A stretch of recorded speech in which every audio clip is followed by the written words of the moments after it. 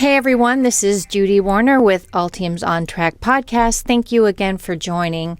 We want to thank you so much for continuing to listen, and we wanted to share with you that from May to June, the listenership has doubled and absolutely exploded because I have amazing guests like I have today, which is Rick Hartley. But before we get going with Rick, I wanted to give a few of you a shout out. I wanted to say thank you for the notes and ideas for the show that you sent to Murad Arishrad. I'm sorry if I'm killing your name. Dave Rehak.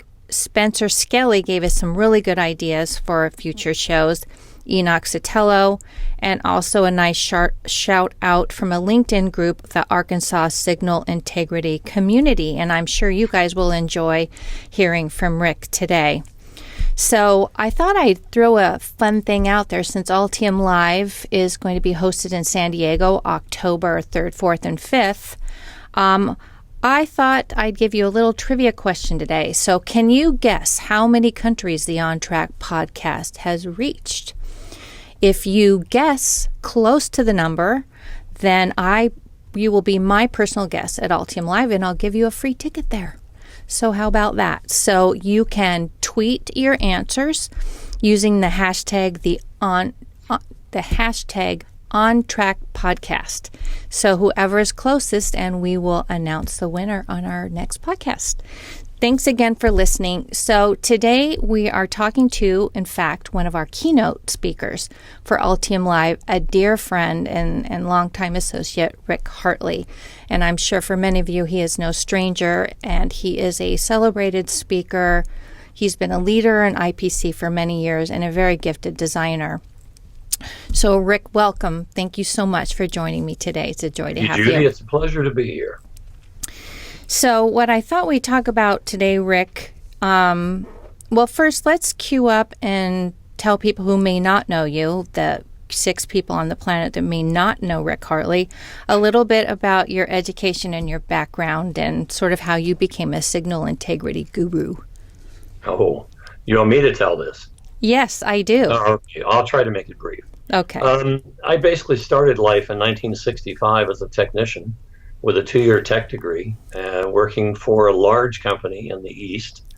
And I spent a couple of years there and decided that wearing one hat a day for 6 straight months wasn't what I wanted to do at the age of 20, that I really wanted to be able to wear 5 hats a day. And so I moved to a small company in Columbus, Ohio. I'm still in Columbus. And basically joined an R&D group where I got to do just that. I would be testing boards one day and troubleshooting the next, and so on. Within a couple of years, I moved to field service. And from field service, I learned a lot about troubleshooting problems in field service, as you can well imagine. From field service, I moved into the engineering department in that company, where I became a designer. And as a designer, the designers back then designed everything but the circuit. They designed the circuit boards, the cabinets, the chassis, the wiring harnesses, the interconnects, everything except the actual circuit schematic. And I spent a fair amount of time doing that. And then over time, went to school in the evening and earned a degree in engineering, became a double E, and worked several years as a circuit designer. Around 1976, 7-ish time frame, the company, I had moved companies by then, the company I was working for asked me to, they said, you have some background with printed circuit design? I said, yes. We'd like for you to help out, doing part-time circuit design, part-time board layout. I said, sure, no problem. And after 6 months of that, I decided board design was really the thing I liked most. And so I moved full-time into circuit board design, away from full-time circuit design. For a long time, I was doing basically RF design, RF layout, which is a little more challenging, especially back then. Digital layout then wasn't too challenging. Anyway, moved into to board layout, spent a number of years there. And along the way, somewhere about the mid-'80s, things started to not work right in the digital domain. And frankly, most people didn't know why this was happening. Most of the engineers I worked with were scratching their heads. I was certainly scratching mine. And over time, by doing a lot of reading, I've purchased over 120 books between the mid-'80s and now, and read them all, some of them 3 or 4 times. and basically learned what causes things to function versus not function, what causes interference, and so on. And probably the person that helped me the most to get to the understanding I have today is Ralph Morrison. And I'm going to talk a little bit about Ralph as I go through this. But anyway, by just getting my arms around why people have signal integrity problems, why there are interference issues, it's helped me over time to become, I guess, what people call a guru. I'm not sure I am, but whatever the title is. A good guru will never say they're a guru, Rick. So it's okay. I'll call you a guru. All right. So anyway, that's pretty much how I got there. It was just a matter of stumbling along, frankly, for years and years, not fully knowing why, and little by little gathering the knowledge. Because sadly, I didn't learn in college the stuff I really needed to know to take me to where I needed to be. I mean, it had to come through experience. It had to come through just hard-won, hands-on, on-the-job experience, because it didn't come from college, sadly. And that's kind of how I got to where I am today. And of course, this all started in the mid-'80s. By the mid-'90s, I was really beginning to have a pretty good understanding of the issues, and it's really all just built since then. And I think, you were, you and I had a talk, and you were actually in our OnTrack newsletter right. a year or so ago, and I remember you saying around that time is when didn't you talk about, I'm going to forget the term now because I'm not an engineer, rise times. Yes. Oh, absolutely. Was that was it around that time that you started realizing that rise times were problematic? That's exactly. It was actually in the 90s when I started realizing that the problem wasn't clock frequency. The problem is the frequency associated with the rising and falling edges of signals. If you have a device on a circuit board that is being clocked at a low frequency, 2-3 megahertz, but you have a rise time of 2, 3, 4, 500 picoseconds, you'll have energy in every transmission event that extends upwards to a gigahertz or beyond, even though you're only clocking at a low frequency. So it isn't the clock. The clock really sets the timing for the circuit. That's really why it's called a clock. It sets timing. Right. The rise times are really the key element that drive signal integrity and, even worse, drive EMI issues and interference issues. Yeah. It's really all about rise time, yes. I thought that was fascinating when you talked about that earlier. Now, I've sat in a few of your classes, and I've learned a couple, in my novice kind of way, a couple really key things that really impressed me. One, I sat in one of your classes at IPC, and in that room of, say, 50 people, you asked the people in that room, who in this room are EEs? And also printed circuit board designers, and a handful of people raised their hand. And you asked the question, which one's harder, the circuit design or the board design? And they all guffawed at that and just said, duh, printed circuit board design. To which someone like me went, wait, I thought the EE was the heavy lifter, the one that kind of got the creds for doing the hard work. But you really taught me then that, and I think this is a lot because circuit boards have become so complex over time, too. Right. That probably wasn't always true. And I had just missed that it had become. So why is it that you asked that question, and what made you choose to go from EE to actual board design? Just frankly, the challenges. I found, even in the late 70s, I found the challenges of board design to be more stimulating and more invigorating. And it made me feel just more alive every day to go to work than to be designing circuits and setting up test procedures and that sort of thing. And not that there's anything wrong with that. My God, I asked the question of those guys, which is more challenging? And most of them said board design. If you ask them which took them longer to learn, they would probably say circuit design took them longer to learn. There's more to understand to become a good quality circuit designer, to really get what it takes to design circuits to function properly. But once you have that knowledge, the actual effort and energy and time expended once you're there, once you're at that knowledge level, is actually greater to lay out a circuit board than it is to do circuit design. And that's why they all answered that way. You're right. There was a time when circuit board design was ridiculously easy. I have a circuit hanging on my wall. You can't see it with this camera, but it's a 2-layer board that I designed in 1985.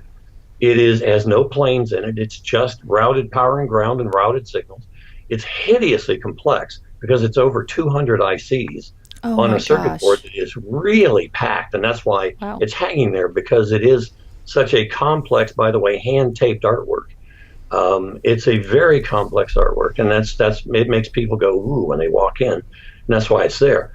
But the reality is how that was laid out was immaterial, because its layout just almost didn't matter. You could do almost anything back then and the circuit would still work. I remember seeing a tape layout in the 1990s of a guy from the aerospace world where I spent in the early 90s, a board this guy laid out in the 80s, that there was a corner power and ground pin IC, like a 20-pin part, and there was a decoupling cap sitting above the IC, and he had a trace routed from the decoupling cap all the way around the body of the IC and back up to the power pin of the device. It was probably an 1.5-inch long trace and it was a skinny little, 10 mil trace, and the circuit worked.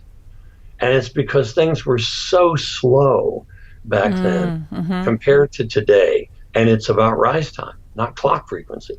Rise times back then were measured in the tens, in some cases, even hundreds of nanoseconds.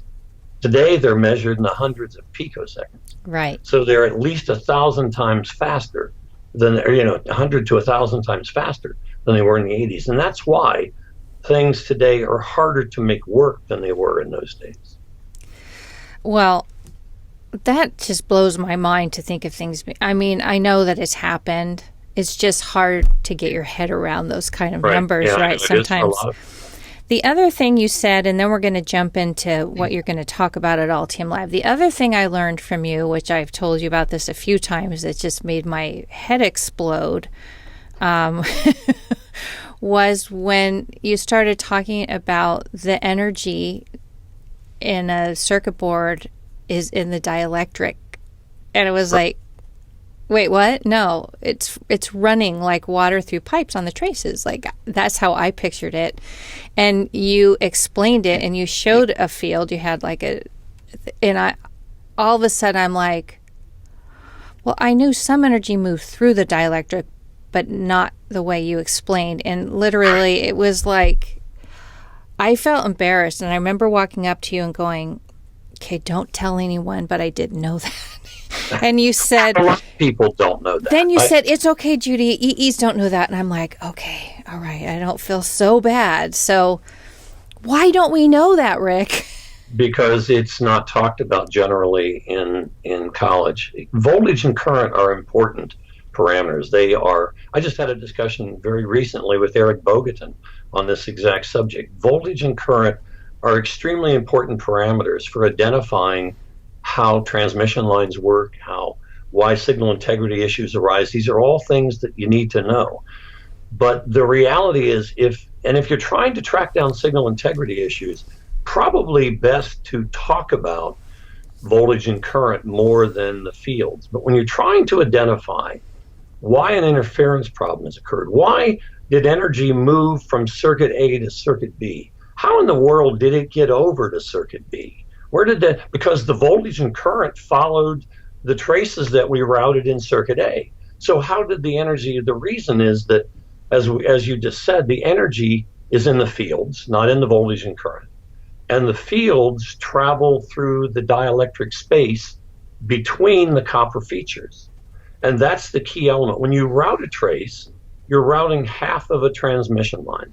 The other half of the transmission line is the plane, usually in most boards today, a plane, where the energy returns. So you have the forward current traveling down the trace that you've routed, and you have the return current traveling in the plane directly under the trace that's routing across the board.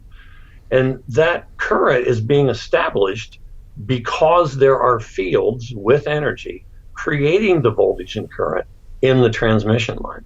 And that's the key element to understand. If the energy weren't in the weren't in the fields, radio wouldn't work.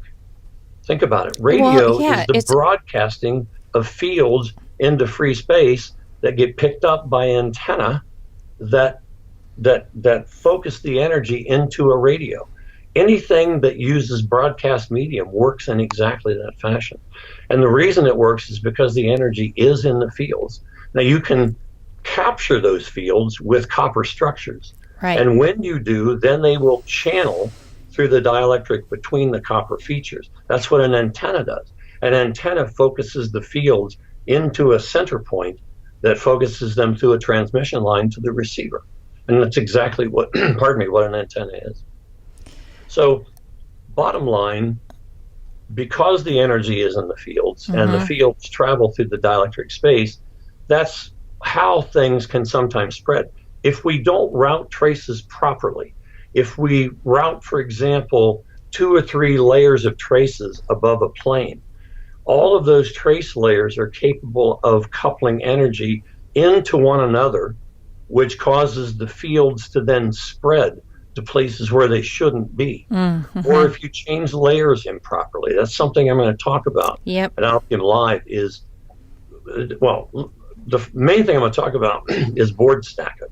Yeah, so let's just jump in right there. I think that's a good place to segue. So Rick is he's going to do an hour keynote at AltiumLive, and the title of his talk is The Extreme Importance of PC Board Stackup. So let's just jump right off there. So you've already started to talk about energy and fields and how they move. Talk about that relative to stackup and why that can be problematic in not so obvious places. I will, yes. The main question that I ask people, if someone contacts me and says, Rick, we've got an interference problem of some kind, be it EMI, be it interference between circuits, whatever. I've had, within the last year, I've had people contact me to talk about op-amp circuits that were being interfered with by other things in a circuit board or inside a system. Why does this happen is the question that's often asked. The first question I ask them is, what is your printed circuit board stackup? Because the most critical item to get correct, to have correctly done, is the board stackup. I'm terribly sorry. That's okay. The most critical item is the board stackup. And that's why I asked that question, because what people often get wrong is the board stack.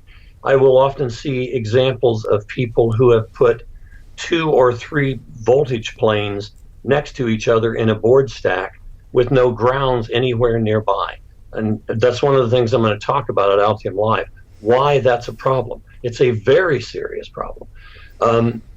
For example, if you had a circuit board that was many layers thick, and you had, let's say, 20 ground planes in the board, if you had a signal routed on layer 1, and there was a ground plane on layer 2, all 100% of the return current from that signal on layer 1 would be in the ground plane on layer 2. And there will be no current from that trace in any of the other ground layers. Because the energy is in the dielectric between layers 1 and 2. It establishes a forward current in the trace and a return current, a reverse current in that plane. All the other planes, it's like they're not even there. They don't even get used because the energy focuses itself in that tight area. And as I said a minute ago, if you have 2 or 3 signal layers and then a plane, now all these signals are all trying to reference that one plane. So all of those fields are intermingling with one another in that dielectric space, and they're all coupling energy into one another. And that's where the interference factor comes from. That's where it's one of the places where EMI comes from.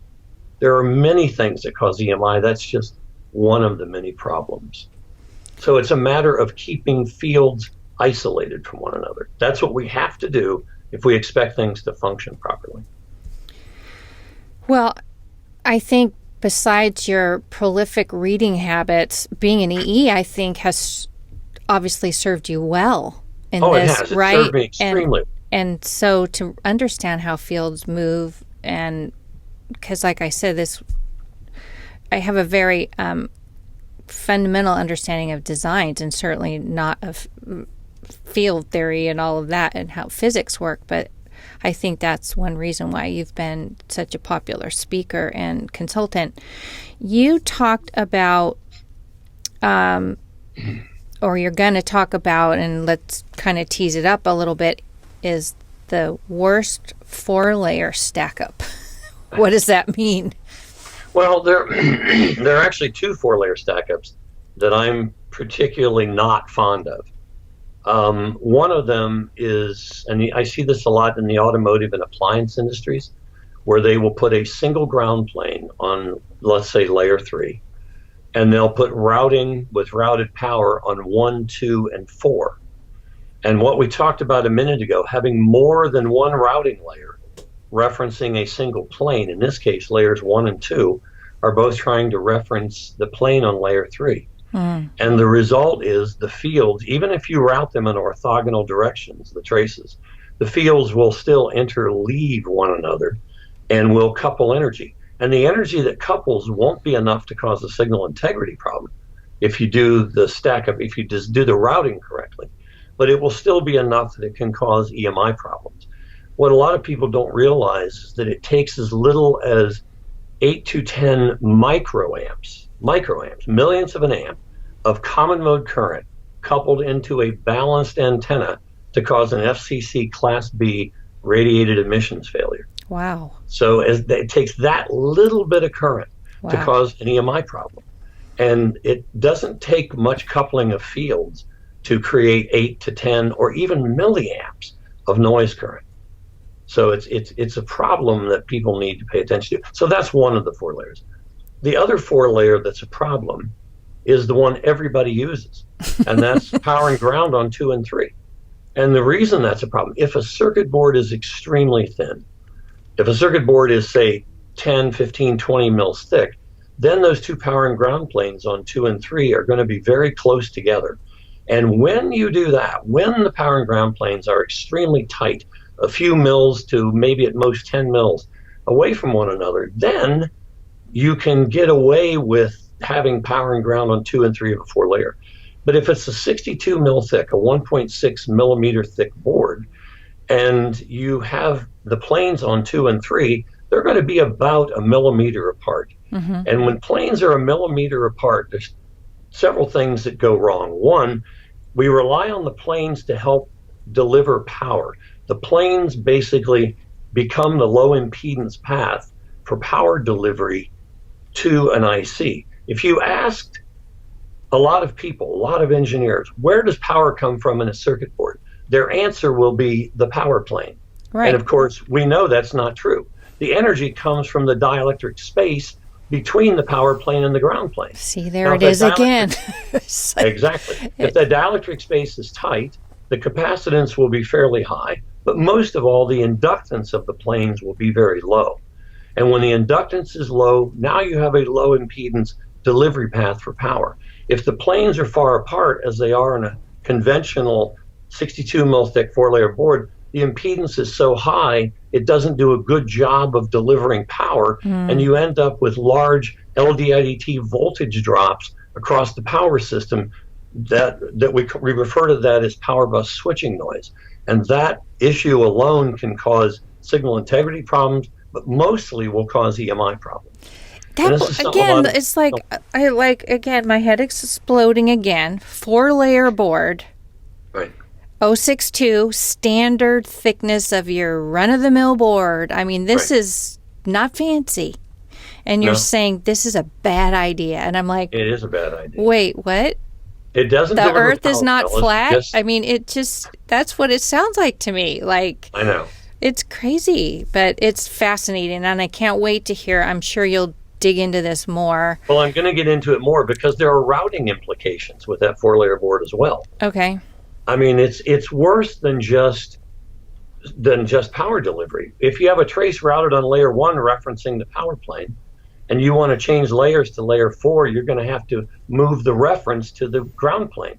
which means the energy in the dielectric space between 1 and 2 has to somehow move through that board to the dielectric space between 3 and 4.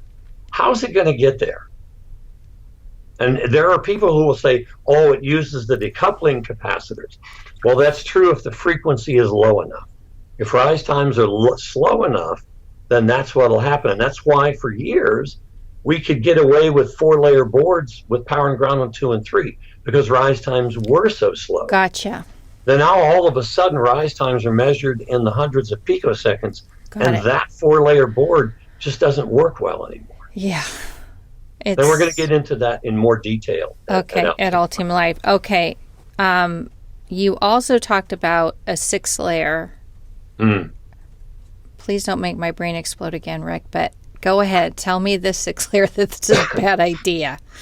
The 6-layer board that everyone uses is signal, plane, like power or ground, 2 signals, the other plane. If you put power on 2, they'll put ground on 5, and then a signal on 6. And this is a common 6-layer board that just about everybody on the planet uses. And it's even worse than the 4-layer board with power and ground on 2 and 3. And we're going to get into intimate detail at AltiumLive about why. It's about, think about what we said about power delivery with the 4-layer board. If you have planes a millimeter apart and that's not good enough, what do you think putting them on 2 and 5 of a 6-layer board where they're even further apart is going to do to power delivery? And now, worse than that, you have the fields between 2 and 5 sharing the dielectric space with signals that are on 3 and 4. And all of those fields are saying hello to each other. Hey, let's get together and party. And they do get together and party. And they wreak havoc. And this is a bad board stack. And we're going to talk more about why it's a bad board stack. And then we're going to get into exactly what to do to fix it. There is a solution to be able to use that board stack and make it work. And we're going to talk about how to do that. Well, I can't wait. And I intentionally wanted to have you on today to tease that out because for those of you that don't know already, Rick teaches all over North America and sometimes out of the country as well. If you haven't seen it, we will share all these links in the show notes. But he's been teaching. He's been on at least North American tour with a series put on by UP Media called PCB Today. And those are 2 days, right, Rick? They're 2-day events, and then we go through everything we've discussed here and much, much, much, much more. Right. We go through, it's 2 days, 2 days. So I highly recommend UP Media's PCB Today with Rick Hartley. We will share that link for any of you that might want to get a full 2 days. At AltiumLive, we're going to have you drink from the fire hose and give you an hour of Rick Hartley talking as fast as he can. Right. Rick also speaks at PCB West, which is in Santa Clara in September. I think it's September 12th this year, or that week of September 12th. September 11, 12, and 13, I believe. 11, 12. It's a 3-day event. It's a 3-day event, again, loaded with great content. There's an exposition day, but Rick teaches more than one class there, and they're always packed. So yeah, I'm teaching actually 6 classes this year. Oh, it's crazy. Yeah. And besides Rick, there's a lot of really other illustrious teachers. It's like good luck with that one, picking your courses, because it's a really good show also put on by UP Media. So that show has Dan Beaker, Susie Webb. There's a host of people. Mike Creedon, I think, is going to be there this year. There's just a boatload of people with talent talking at that. Such talent. And by the way, I want to boast just for 5 seconds because I have the neatest friends in the whole wide world. And that is that Susie Webb will also be teaching at AltiumLive. Mike Creedon will be there. I don't know if he's teaching yet. Eric Bogatin, who Rick mentioned, will also be a keynote speaker. And I think that conversation you were talking about having with Eric was probably on an email feed that I was eavesdropping on. Yeah, it was actually just a direct email with Eric because, I think you were involved. I got looped in there, and, a significant portion went over my head, but it was just interesting to see you guys kind of bantering about the subject. So, again, Eric will be one of the other keynote speakers. So I'm very privileged to know some very bright, gifted people, and Altium is bringing all these wonderful folks together. So I hope you will join us, and I hope this conversation has encouraged you to join us. And we do have early bird pricing, which is like 10% off through the end of July. So please be my guest. Rick has shared links with us to other resources. Oh, you wanted to mention something about a paper that's floating out there that you no longer endorse. So why don't you mention something about that? Thank you. Yeah, about 15 years ago, I wrote a paper called Board Stackup to Control EMI. And while the basic content of the paper is more or less correct, some of the board stacks that I suggested in that paper, I have since learned were not good ideas. And in fact, the 4-layer and 6-layer that we just talked about are two of them that I recommended in that paper, because I believed at that time that they were the right thing to do. I've since learned why they aren't. So if you happen to stumble across that paper, again, it's called Board Stackup to Control EMI, or to help control EMI, something to that effect. And if you stumble across that, just ignore it. Because we're going to get Rick Hartley 2.0. Yeah, there you go. Where things have gotten faster, and I don't know that you've gotten smarter. I think just the physics of the boards people are designing today. The physics have changed, and that's a key point. That's a very good point, Judy. And that's partly why, it's possible that when I wrote that paper, that 4 and 6-layer board were fine. Yeah, exactly. But the not speeds, today. Right. And again, that's why we always advocate here that you need to always be learning, because technology does not stand still, and what worked yesterday is not going to work tomorrow. And so we try our best to stay on top of it. Rick, thank you so much for joining us. I also am going to put in a photo, hopefully it won't embarrass you, Rick, of what I want to say about Rick Hartley and people like Susie Webb, Mike Creedon, Eric Bogatin. We are you all as designers and engineers are really standing on their shoulders, and they used to do this stuff by hand. So I have the neatest photo ever of Rick Hartley with a big fat 70s tie, I think, handling out the biggest board ever that I've seen, the biggest tape up I've ever seen.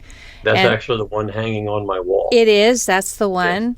Yeah. So I'm going to share that in the links too, because you guys that just have snazzy, racy tools and you started designing 10 years ago won't believe that stuff these guys and gals did by hand. So. Right. Well, Rick, we totally and completely look forward to AltiumLive. Thanks so much for agreeing to come and invest in the design community. And thanks again for doing this podcast. You're a dear Judy, friend. Thank you so much for having me. Yeah, and thank you so much for all that you do for the industry, Rick. We really appreciate you. It's a pleasure. Again, this has been Judy Warner with Altium's OnTrack podcast and Rick Hartley of Hartley? Our Hartley Enterprises. We look forward to you tuning in next time. Until then, remember to always stay on track.